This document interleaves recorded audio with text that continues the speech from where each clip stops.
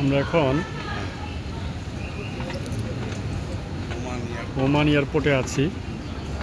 হ্যাঁ চাকান হ্যালো, এই তো হ্যাঁ কাকা, হ্যাঁ ঠিক আছে।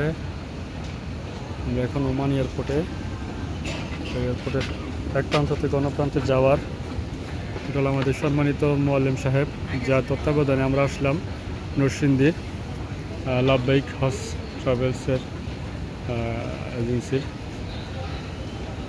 মোহাম্মদ হারুন রশিদ, ওনার তত্ত্বাবধানে আমরা আসছি।